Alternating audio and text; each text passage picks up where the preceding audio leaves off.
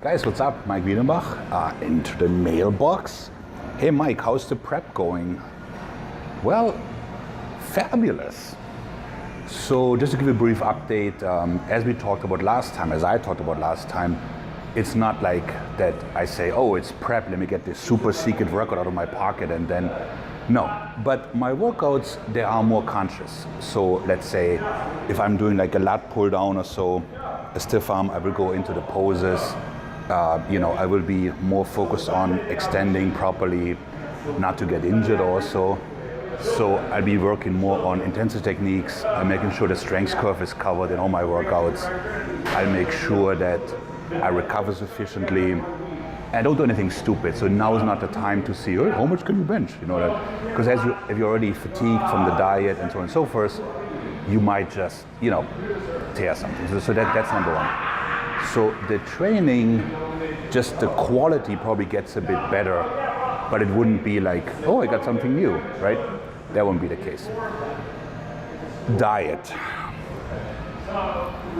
This is my kryptonite. So this, any nut butter, any almond butter, I can out-eat anybody on almond butter, like you watch. Like you give me the 2 pound from Costco and my favorite show on Netflix, Peaky Blinders, by the way, and I will eat the whole thing, no doubt. So, people will say, oh, nuts are good for you. Yeah, whoever counts out 27 nuts? Nobody. Like, people just eat. So, I put this in the freezer so that when I get hungry, I actually have to hack it. And so I can't eat all that much. One thing I don't do so well is eating vegetables. Like, I eat fruit, especially pineapple, because it helps with protein ingestion. I'm not big on vegetables because my advertising day or so. Sidebar, before somebody says like, oh, fruit has sugar, when was the last time you saw somebody at 400 pounds and be like, hey, watermelon, that did me in, that made me really fat. So anyways, I use this, and I'm not being sponsored by them, but I add it to my protein shakes. So basically freeze-dried vegetables and fruit to get my, fruit and micronutrients in. In terms of training, just because of my bone structure and the way my body is built, I strive for aesthetics. Like those of you that are a little bit older might remember like Lila Brada or Bob Paris. So not that I would ever get there, but that's kind of what I'm going for. Like my joints are not made to be massive. Okay. Also, at my height, being 280, whatever is required, it would require certain going into the drug world and take certain risks that I'm not willing to take, because it would endanger my family and my business. So, I would strive to have the most aesthetic physique, like working on my shoulders, on my V-taper, making everything round, and just trying to come across as, very narrow-waisted and somewhat of a classic physique. And whether they like it or not, that is not up to me. Cardio stays the same.